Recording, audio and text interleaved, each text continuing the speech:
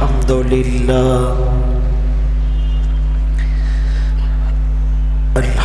لله وكفى والصلاة والسلام على من لا نبي بعده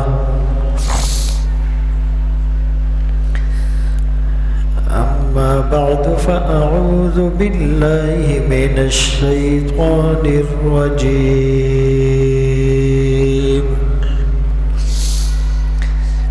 بسم الله الرحمن الرحيم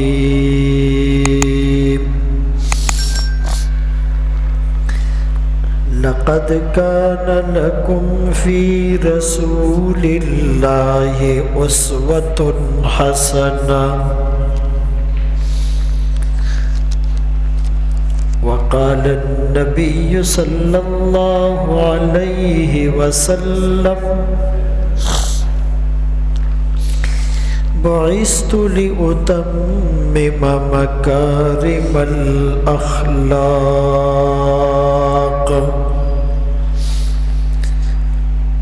صدق الله مولانا العظيم وصدق رسوله النبي الأمي الهاشمي المدني الكريم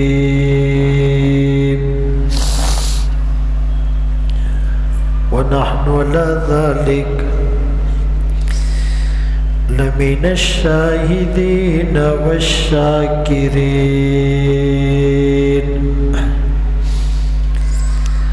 والحمد لله رب العالمين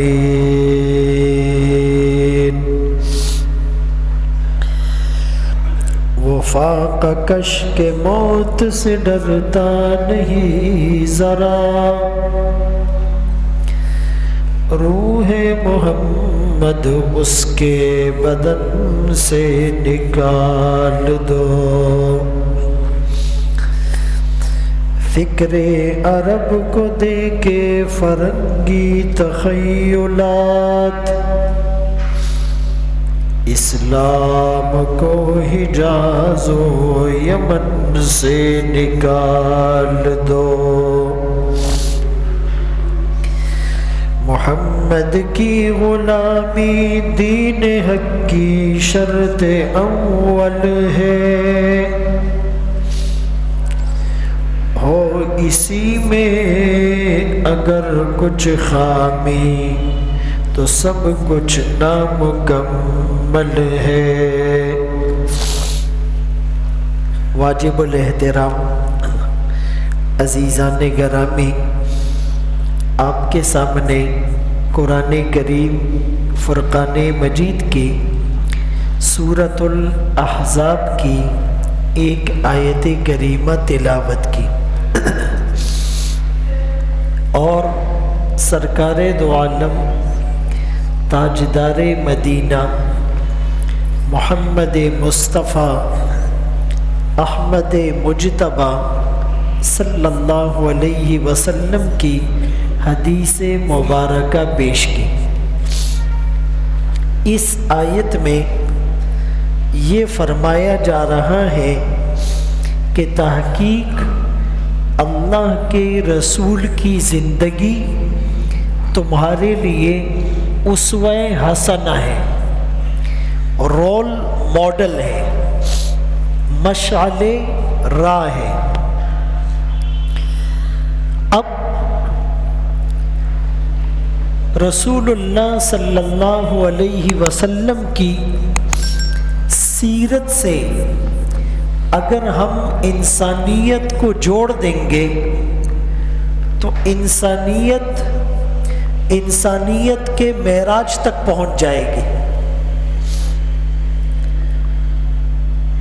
اسی لیے کہ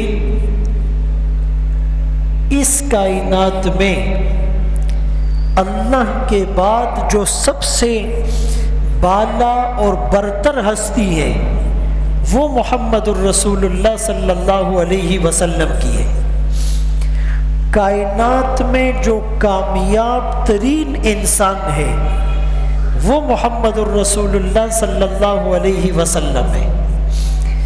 کائنات میں سب سے زیادہ خوبصورت طریقے جس ہستی کے ہیں وہ محمد الرسول اللہ صلی اللہ علیہ وسلم ہے۔ تو اگر ہم اس سے جڑ جائیں گے تو ہم بھی بہترین ہو جائیں گے۔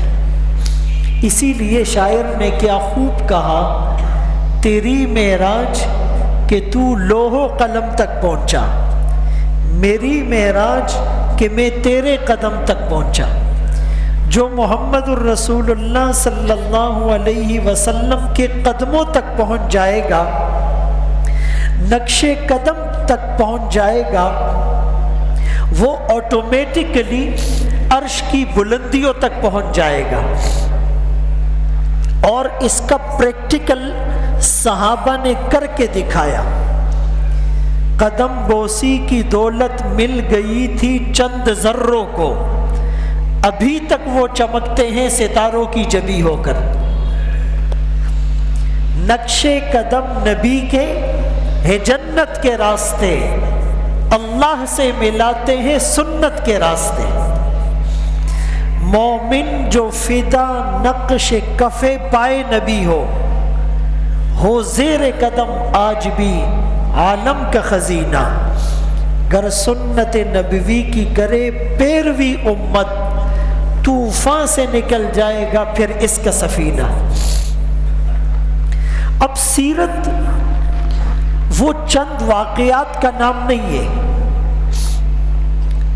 سیرت رسول اللہ صلی اللہ علیہ وسلم کی پوری زندگی کا نام ہے۔ آپ کی پیدائش، آپ کا بچپن، آپ کا لڑکپن، آپ کی جوانی، آپ کا دنیا سے پردہ فرما جانا، آپ کی تجارت، آپ کی شادی، آپ کی خلوت، آپ کی جلوت، آپ کے سفر، آپ کا حضر، آپ کی ہجرت، آپ کی امامت، آپ کے خطبے، آپ کے معاملات، آپ کا حسن سلوک، آپ کا ایذاؤں پر صبر، آپ کی بیماری، آپ کا معراج کے سفر پہ جانا، آپ کا ازواج مطہرات کے ساتھ برتاؤ، آپ کا غلاموں کے ساتھ برتاؤ، آپ کا غیر مسلموں کے ساتھ برتاؤ، یعنی وہ تمام زندگی اس کو سیرت کہتے ہیں۔ آج کے اس بیان میں ہم سیرت کا ایک واقعہ اور اس سے حاصل ہونے والا سبق اس پر فوکس کریں گے، اور وہ واقعہ ہے واقعہ طائف۔ آپ نے بارہا سنا ہوگا، لیکن ہم اس کو ایک نئے زاویے سے سننے اور سمجھنے کی کوشش کرتے ہیں۔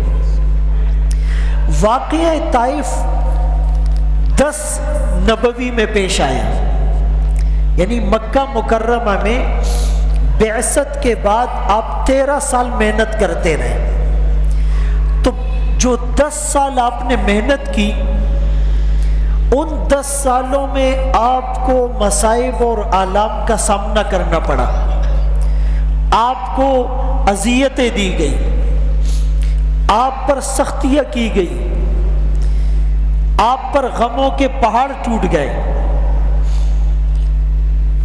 یعنی اسی بعثت کے 10ویں سال میں آپ کے چچا ابو طالب، جو آپ کے معاون اور مددگار بن کر ساتھ ساتھ رہے، جو مشرکین کے سامنے آہنی دیوار بن گئے، ابو طالب کی حمیت اور اعانت کی وجہ سے کسی کو کھل کر محمد الرسول اللہ صلی اللہ علیہ وسلم کو ستانے اور ایذا پہنچانے کی ہمت نہیں ہو سکی۔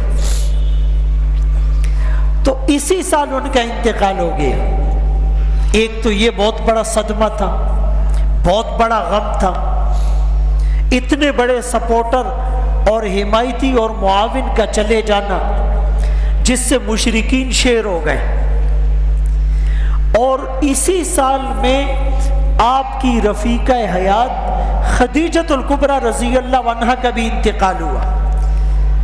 سب سے پہلے رسول اللہ صلی اللہ علیہ وسلم کی دعوت پر لبیک کہنے والی ایک خاتون تھی۔ سب سے پہلے رسول اللہ صلی اللہ علیہ وسلم کو تسلی کے بول کہنے والی خدیجۃ الکبریٰ رضی اللہ عنہا ایک خاتون تھی۔ سب سے پہلے آپ پر اپنا مال نچھاور کرنے والی وہ خدیجۃ الکبریٰ رضی اللہ عنہا ایک خاتون تھی، بردبار، حلیم الطبع۔ آپ اکثر اپنے غموں کا اظہار ان کے سامنے کیا کرتے تھے، ان سے مشاورت کرتے تھے۔ ان کا بھی اسی سال انتقال ہو گیا۔ اس وجہ سے اس سال کو عام الحزن کہا جاتا ہے، غموں کا سال۔ آپ پر غموں کے پہاڑ ٹوٹ گئے تھے۔ تو ایک تو یہ دو قریب ترین جو آپ کے معاون تھے، ایک آپ کی زوجہ مطہرہ اور ایک آپ کے چچا، ان دونوں کا سایہ سر سے اٹھ گیا۔ اور پھر 10 سال تک مسلسل محنت کے باوجود بھی اس کا کوئی پھل اور ثمرہ اور فیڈ بیک نظر نہیں آیا، کوئی زیادہ تعداد میں لوگ مسلمان نہیں ہوئے۔ اور ان دو ہستیوں کے چلے جانے کے بعد مشرکین کا آپ کو جو تنگ کرنے کا سلسلہ تھا وہ زور پکڑتا چلا گیا۔ تو ان حالات میں آپ نے ارادہ کیا کہ مجھے کسی دوسرے شہر میں جا کر اپنی اس دعوت کو لوگوں تک پہنچانا ہے۔ اب یہ جو طائف تھا، مکے کے بعد دوسرا بڑا شہر طائف تھا، اور آب و ہوا کے اعتبار سے وہ سرسبز اور شاداب اور ٹھنڈا علاقہ تھا۔ اس دفعہ عمرے پر اللہ نے وہاں بھی جانے کی سعادت نصیب کی۔ اور یہ مکے سے مشرق کی جانب 120 کلومیٹر کے فاصلے پر ہے، اور سمندر سے 1000 فٹ کی بلندی پر ہے۔ اور رسول اللہ صلی اللہ علیہ وسلم نے بچپن کے ایام بھی وہاں گزارے تھے۔ حلیمہ سعدیہ کے پاس بنو سعد گویا کہ آپ کا ماموزاد قبیلہ بھی تھا۔ تو آپ نے وہاں جا کر ان لوگوں کو اسلام کی دعوت دینے کا ارادہ کیا، اور اپنے آزاد کردہ غلام زید بن حارثہ رضی اللہ عنہ کو ساتھ لیا اور وہاں پر چلے۔ لیکن یہ ذہن میں رہے کہ آپ صلی اللہ علیہ وسلم وہاں کے موسم کی وجہ سے نہیں گئے، اپنے رشتہ داروں کی ملاقات کی غرض سے نہیں گئے، بلکہ اسلام کی دعوت ان تک پہنچانے کی غرض سے گئے۔ چونکہ بڑا شہر ہے اور بڑا قبیلہ ہے، اور وہاں کے سردار اثر و رسوخ والے پاورفل لوگ ہیں، اگر وہ مسلمان ہو جاتے ہیں تو فضا تھوڑی سی سازگار ہو جائے گی، ایک گراؤنڈ بن جائے گا مکے میں بھی اسلام کی دعوت دینے کا۔ بہرحال آپ وہاں پر گئے، اور وہاں کے 3 بڑے سردار تھے۔ ایک کا نام غالباً عبد یا لیل تھا، اور 2 سردار اور تھے۔ آپ ایک کے پاس گئے، اسلام کی دعوت دی، اس نے انتہائی برا جواب دیا، نعوذ باللہ۔ اس نے کہا کہ کیا خدا کو تمہارے سوا کوئی نہیں ملا کہ اس کو نبی بنا کر بیچتے؟ دوسرے سردار کے پاس گئے، اس نے بھی برا جواب دیا، نعوذ باللہ۔ کہنے لگا یہ تو کعبہ کی توہین ہے کہ آپ جیسے کو رسول بنایا گیا۔ تیسرے کے پاس گئے، اس نے بھی اس سے ملتا جلتا جواب دیا کہ بھائی میں آپ سے بات کرنا ہی، بات سننا ہی پسند نہیں کرتا۔ اگر آپ سچے ہیں تو پھر میں آپ سے بات کر کے اپنی عاقبت کیوں خراب کروں، اور اگر آپ جھوٹے ہیں تو میں بات کرنا ہی پسند نہیں کرتا۔ بہرحال تینوں سرداروں نے آپ کی دعوت کو رد کیا، ٹھکرایا اور سخت کلمات کہیں، اور اس پر بس نہیں کی بلکہ چند اوباش لڑکوں کو پیچھے لگا دیا۔ ان اوباش لڑکوں نے رسول اللہ صلی اللہ علیہ وسلم پر پتھر برسائے۔ تو رسول اللہ صلی اللہ علیہ وسلم دونوں جہانوں کے سردار ہیں، لیکن اس دین کے لیے، اس دعوت اور تبلیغ کی بنا پر میرے اور آپ کی فکر میں رسول اللہ صلی اللہ علیہ وسلم پر کتنی آزمائشیں، کتنی تکالیف، کتنی مصیبتیں آئی، اور آپ نے برداشت کیا۔ تو دین اتنی آسانی سے ہم تک نہیں پہنچا کہ مسلمان کے گھر میں پیدا ہو گئے اور کان میں اذان ہو گئی اور اسلامی نام رکھ دیا گیا اور عقیقہ ہو گیا، اور جی ہم توحید کی امانت سینوں میں ہے ہمارے، نعرے لگاتے ہوئے باہر نکل آئے۔ اس کے پیچھے ایک پوری ہسٹری ہے، ایک تاریخ ہے، قربانیوں کی ایک لازوال داستان ہے۔ تو رسول اللہ صلی اللہ علیہ وسلم کو وہ لوگ پتھر مارتے رہے، یہاں تک کہ جب آپ تھک جاتے اور تھک کر بیٹھتے تو کچھ تاریخ کی کتابوں میں لکھا ہے کہ وہ لوگ آپ کے یہاں ہاتھ ڈال کر آپ کو کھڑا کرتے اور پھر چلنے پر مجبور کر دیتے۔ اس حالت میں آپ گرتے پڑتے ایک باغ میں جاتے ہیں، اور وہ عتبہ اور شیبہ کا ہے، وہاں پر پناہ لیتے ہیں۔ پھر وہاں کا جو غلام ہے اس باغ کا، عداس اس کا نام ہے، وہ آتا ہے رسول اللہ صلی اللہ علیہ وسلم کو انگور کا خوشہ پیش کرتا ہے۔ آپ انگور کھانے سے پہلے بسم اللہ پڑھتے ہیں۔ تو وہ پوچھتا ہے کہ یہ آپ نے کیا پڑھا؟ یہ تو ہمارے آبا و اجداد پڑھا کرتے تھے۔ آپ صلی اللہ علیہ وسلم نے پوچھا تمہارا نام کیا ہے؟ اس نے کہا عداس۔ آپ نے پوچھا کہاں کے رہنے والے ہو؟ کہنے لگا نینوا۔ آپ نے فرمایا وہاں پر تو ہمارے بھائی یونس علیہ السلام مبعوث ہوئے تھے۔ تو اس نے کہا ہاں میں نے ان کے بارے میں بھی سن رکھا ہے، اور تورات اور انجیل میں آپ کے بارے میں بھی پڑھ رکھا ہے۔ تو رسول اللہ صلی اللہ علیہ وسلم نے کہا میں نے تو بسم اللہ پڑھی، اللہ کا نام لیا، میں اس کی بندگی اور عبادت کرتا ہوں، اس کی توحید اور وحدانیت کا قائل ہوں، شرک سے بیزار ہوں، میں اللہ کا آخری نبی ہوں۔ بہرحال وہ کلمہ پڑھ کر مسلمان ہو گئے۔ تو تکلیف کے بعد جو پہلا ثمرہ یا پھل ملا وہ تو ایک آدمی مسلمان ہوا، اور اس کے اسلام لانے کی خوشی میں آپ گویا کہ ساری مصیبتیں بھول گئے۔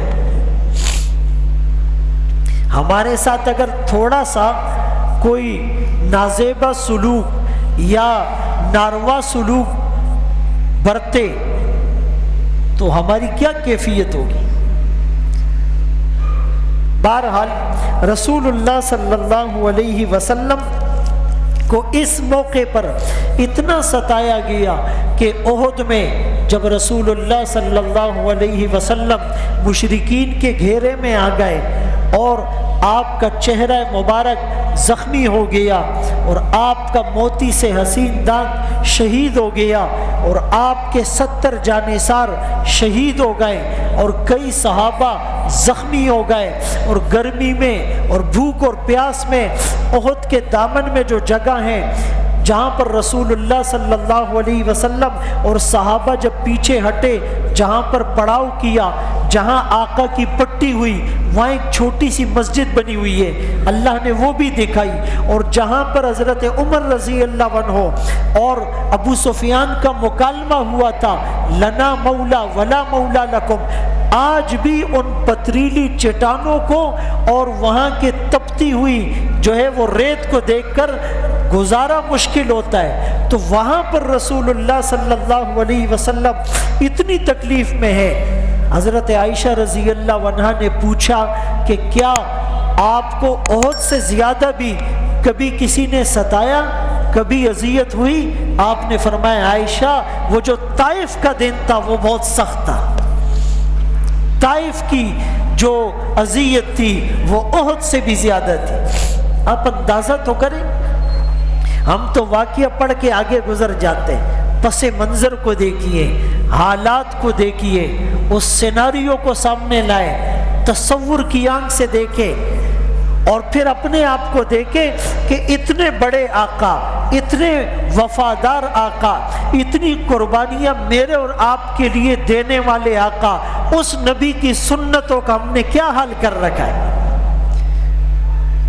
اس نبی کی سنتوں سے ہم کیسے انحراف کرتے ہیں؟ اس نبی کی سنتوں کو چھوڑ کر غیروں کے طریقے کو کیسے ہم نے سینے سے لگایا ہوا ہے؟ اور یہی مسلمان نعرہ لگاتا ہے غلامی رسول میں موت بھی قبول ہے۔ بھیا موت بعد میں آتی ہے، زندگی پہلے آتی ہے، زندگی اس کے طریقوں پر گزارنے کے لیے ہم تیار نہیں، نعرے ہمارے سنتے جاؤ۔ تو طائف کی سختی، اللہ اکبر کبیرہ۔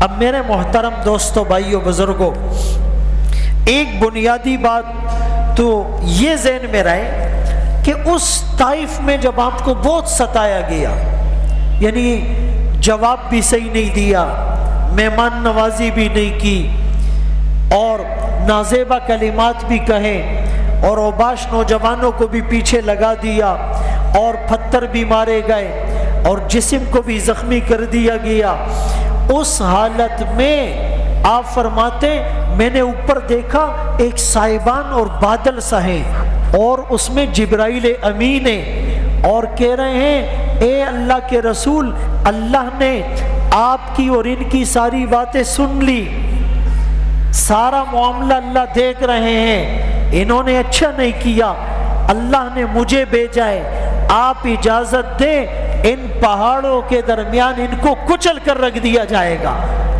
سچ بتائیں، جتنا بھی بردبار اور حلیم الطبع اور صابر آدمی ہو، جتنا بھی رحم دل ہو، ایسے برتاؤ کے بعد فوراً بد دعا نکلتی ہے یا نہیں؟ لیکن اللہ کے رسول صلی اللہ علیہ وسلم نے کہا، پہلے تو دعا کی، اے اللہ میں اپنی شکایت آپ کے سامنے رکھتا ہوں، اپنی کمزوری کا گلہ آپ کے سامنے کرتا ہوں، اے اللہ آپ مددگار بن جائیں، اے اللہ آپ مجھے ان کے رحم و کرم پر نہ چھوڑے، اے اللہ آپ سہارا بن جائے۔ پہلے تو دعا کی، اور پھر جبرائیل امین آئے، تو آپ نے اس موقع پر بد دعا نہیں کی، بلکہ شاعر نے اسے اشعار کے سانچے میں ڈالا۔ جناب رحمت للعالمین نے ہنس کے فرمایا، میں اس دہر میں قہر و غضب بن کر نہیں آیا، اگر آج کچھ لوگ اسلام پر ایمان نہیں لاتے، خدائے پاک کے دامن وحدت میں نہیں آتے، مگر نسلیں ضرور ان کی اسے پہچان جائیں گی، در اسلام پر ایک روز آ کر سر جھکائیں گی۔ میں ان کے حق میں قہر الہی کی دعا کیوں مانگوں، بشر ہے بے خبر ہے تباہی کی دعا کیوں مانگوں، دعا مانگی الہی قوم کو چشم بصیرت دے، الہی رحم کر ان پر انہیں نور ہدایت دے، الہی فضل کر کوثار طائف کے مکینوں پر، الہی پھول برسا دے پتھروں والی زمینوں پر۔ میرے دوستو، ہمیں کیا سبق ملا کہ جتنے بھی حالات سخت ہو، دعا اس سے مانگنی ہے۔ پہلا کام دعا کا کرنا ہے، پہلا کام اس کے سامنے ہاتھ اٹھانے، آنسو بہانے ہیں، جھولی کو پھیلانا ہے، تھوڑا سا گڑ گڑانا ہے، تھوڑی سی عاجزی دکھانی ہے، پھر اس کے بعد اور کام کرنے۔ اور دوسری بات، جیسے بھی حالات آ جائیں صبر کا دامن نہیں چھوڑنا۔ فرشتہ آ کر اجازت مانگ رہے ہیں، آپ اپنے اشارہ آبرو سے کہہ دیتے اور ان کا کیا حال ہوتا؟ صبر، اور پھر حسن سلوک، شکوہ شکایت، بیوی سے شکوہ، شوہر سے شکوہ، ماں باپ سے شکوہ، اولاد سے شکوہ، رشتہ داروں سے شکوہ، پڑوسیوں سے شکوہ، مقتدیوں سے شکوہ، اپنے باس سے شکوہ، باس کا نوکر سے شکوہ، یہ سارے شکوے بعد میں اللہ کے سامنے اپنی فریاد۔ یعقوب علیہ السلام نے کیا کہا؟ انما اشکو بثی وحزنی الی اللہ وافوض امری الی اللہ، اللہ کے سامنے۔ اور تیسرا سبق یہ ملا کہ جب اختیار مل جائے، اتھارٹی مل جائے، تو پھر بدلہ نہیں لینا ہے۔ آپ کو تو فوراً اتھارٹی مل گئی، جبرائیل امین کھڑے ہوئے، ادھر ہاں ہوگا اور ادھر کچل کر پیس کر ملیا میٹ کر دیا جائے گا۔ ایسے موقع پر آپ نے معاف کر دینا ہے۔ سلمن قطعک، یہ تعلیمات نبوی ہے، اس سے جوڑو جو توڑتا ہے۔ واعف عمن ظلمک، اس کو معاف کرو جو ظلم کرتا ہے۔ وَأَحْسِنْ إِلَى مَنْ أَسَاءَ إِلَيْكَ، اس سے اچھا کرو جو برا کرتا ہے۔ ہم تو کہتے ہیں نا جیسے کو تیسا، اینٹ کا جواب پتھر سے۔ اچھا کرو گے تو اچھا کروں گا، برا کرو گے تو مجھ سے برا کوئی نہیں ہوگا، تم ایک مارو گے میں 10 ماروں گا۔ نہیں، رسول اللہ صلی اللہ علیہ وسلم کی تعلیمات یہ نہیں۔ اسی لیے اگر ساس کو اختیار مل گیا تو بہو کے ساتھ گزارا کرے، ماں باپ کو اختیار مل گیا تو اولاد کے ساتھ گزارا کرے۔ شوہر کو اتھارٹی مل گئی، الرجال قوامون علی النساء، تو اس کا یہ مطلب نہیں کہ صبح اور شام بیوی کی پٹائی لگاتے رہو، اس کے ساتھ گزارا کرو۔ عاشروہن بالمعروف، آپ کو عہدہ مل گیا تو اپنے ماتحتوں کے ساتھ گزارا کرو، آپ لیڈر بن گئے تو اپنے کارکنوں کے ساتھ گزارا کرو۔ یہ اس طائف کے واقعے سے ہمیں سبق مل رہا ہے۔ فتح مکہ کے موقع پر جن لوگوں نے آپ کو فتح مکہ سے نکالا، آخر میں آپ جب بیت اللہ میں آئے اور 360 بتوں کو توڑا، جاء الحق وزہق الباطل ان الباطل کان زہوقا، اور آپ نے 2 رکعت شکرانے کے نفل پڑھے اور آپ باہر نکلے تو سب مجرم سر نگو سر جھکائے کھڑے ہیں۔ آپ نے کیا جملہ کہا؟ لا تثریب علیکم اليوم۔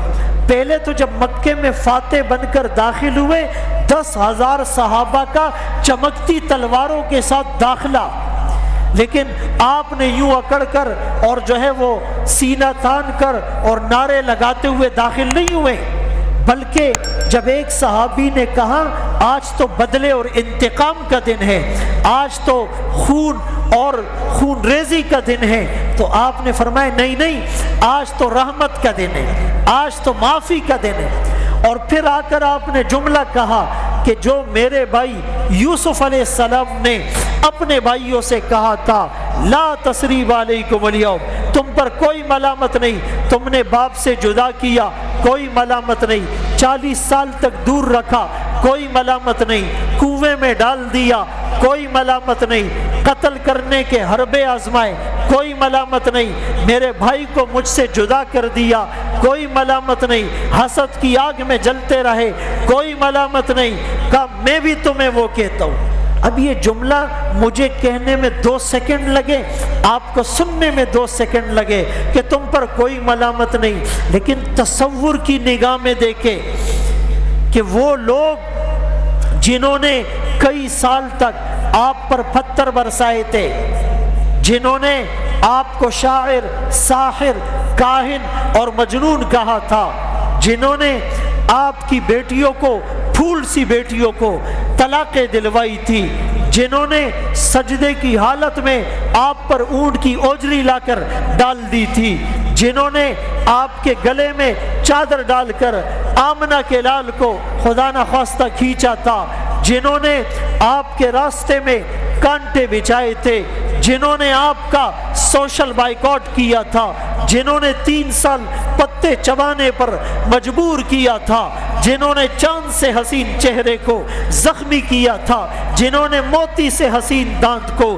شہید کیا تھا، جن بدبختوں نے آقا کے بالوں میں مٹی ڈالی تھی، چھوٹی ننھی حضرت فاطمہ آپ کے بالوں سے مٹی کو صاف کرنے لگی تھی، جنہوں نے ازواج مطہرات پر الزام لگائے تھے، بہتان لگائے تھے، جنہوں نے صدیق اکبر کو لہو لہان کیا تھا، جنہوں نے حضرت بلال کو تپتی ہوئی ریت پر لٹایا تھا، جنہوں نے خباب کو انگاروں پر جلایا تھا کہ ان کی چربی سے انگارے بجھ جایا کرتے تھے، ایک دفعہ ان کو انگاروں پر جلایا جا رہا ہے، آمنہ کے لال گزر رہے ہیں، حضرت خباب نے آواز لگائی آقا دعا کیجئے، آپ نے تسلی دی اور کہا تم سے پہلی امتوں پر اتنے ظلم ہوئے، انہیں مٹی کے گھڑے میں اس طرح دفن کیا جاتا اور ان کے زندہ سر پر آری چلا دی جاتی تھی، صبر کیا کرو، جنہوں نے حضرت سمیہ کو 2 لخت کر دیا تھا، جنہوں نے حضرت زنیرہ کو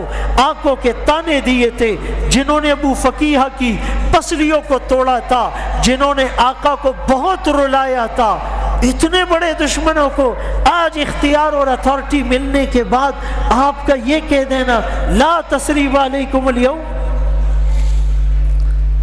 ہمارے ساتھ کوئی تھوڑا سا برا کرے اور کل کو ہمیں تھوڑی سی اتھارٹی مل جائے، سچ بتاؤ ہم کیا نہیں کرتے؟ یہ سبق لینا ہے، آج کے بعد ہم نے اس واقعے کو اپنے سامنے رکھنا ہے، آقا کا سچا امتی ہونے کا ہم نے ثبوت دینا ہے۔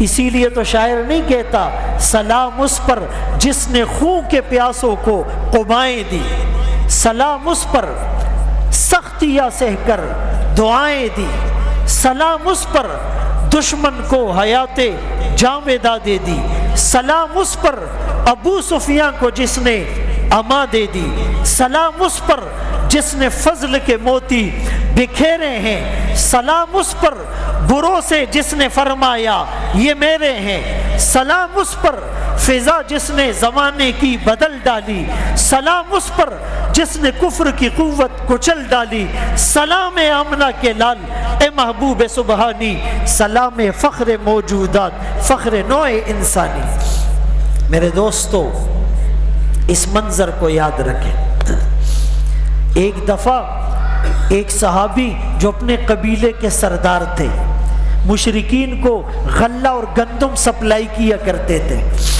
مسلمان ہو گئے، مسلمان ہونے کے بعد واپس گئے، قبیلے میں اعلان کر دیا آج کے بعد مشرکین اور قریش کو غلہ سپلائی نہیں کروں گا، گندم کی ترسیل روک دی جائے گی، یہ میرے نبی کو ستاتے اور میں ان کو کھانا پہنچاؤں، روک دیا۔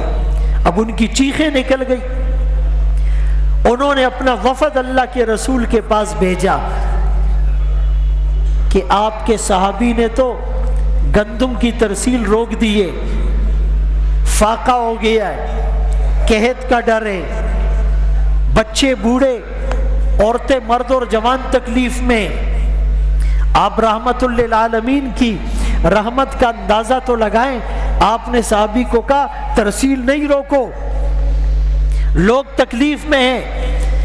وہ کافر جو دن رات ستایا کرتے تھے جب کچھ کو گرفتار کیا اور لا کر مسجد نبوی کے ستونوں سے باندھ دیا، ریاض الجنہ میں جو ستون ہے اس میں ایک ستون ایسا ہے جس سے ان کو باندھ دیا گیا، رسیاں ٹائٹ تھی، تھوڑا سا وہ کراہ رہے تھے، آپ فوراً نکلے، فرمایا ان کی رسیاں ڈھیلی کر دو، ان کی تکلیف مجھ سے نہیں دیکھی جاتی۔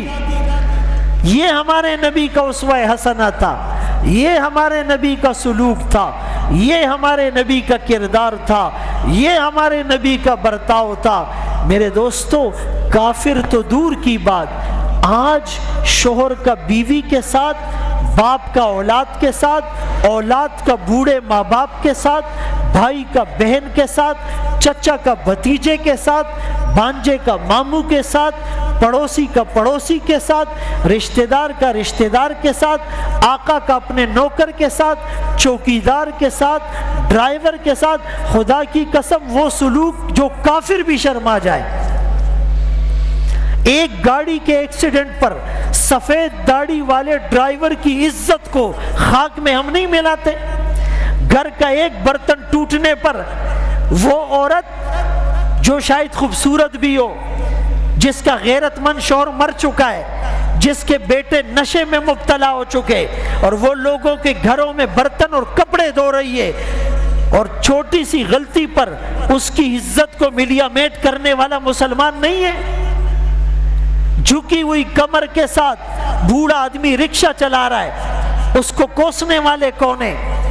ان کو ستانے والے کون ہیں؟ میرے محترم دوستو، اگر رسول اللہ صلی اللہ علیہ وسلم کی تعلیمات پر ہم نے عمل کیا ہوتا، خدا کی قسم معاشرے کا یہ رنگ نہ ہوتا۔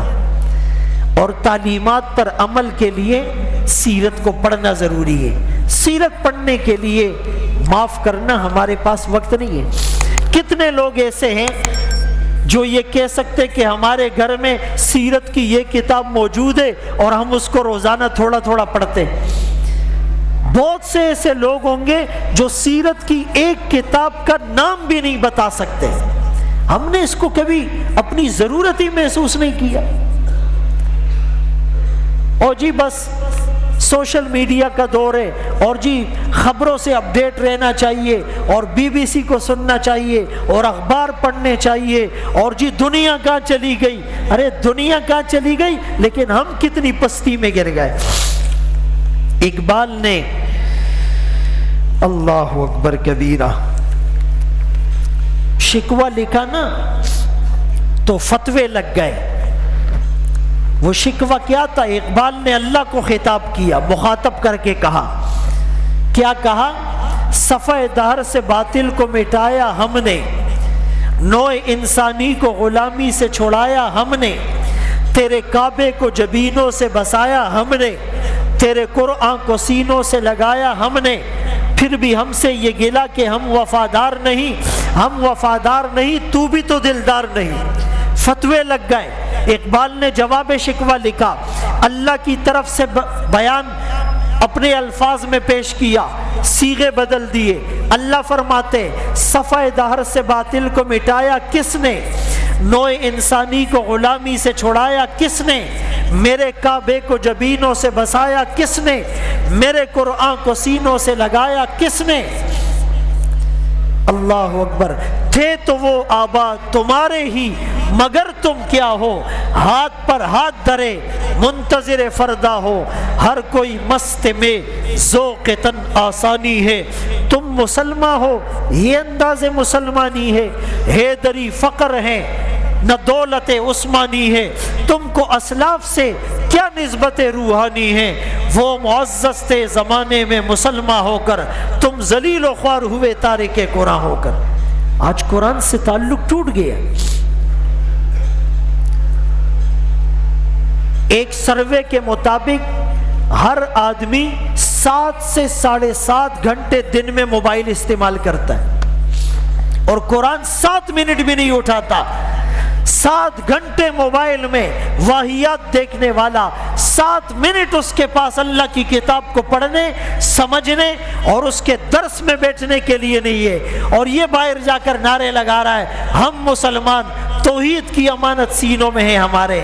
اپنے آپ کو دھوکہ نہ دو، قرآن سے تعلق وابستگی اختیار کریں، درس میں بیٹھے، تعلیم کے حلقوں میں بیٹھے، جمعے کا بیان کہیں بھی سنیں، امام کے منبر پہ بیٹھنے سے پہلے جا کر بیٹھے، اور قرآن صحیح تلفظ سے پڑھے، پھر اس کا ترجمہ سیکھے، پھر سیرت کی کتابیں علماء سے پوچھے، رات کو سونے سے پہلے واقعات پڑھے، ایمان کی شمع جلے گی، ورنہ تو بہت برا حال ہوگا، ہم نظریں ملانے کے قابل نہیں ہوں گے۔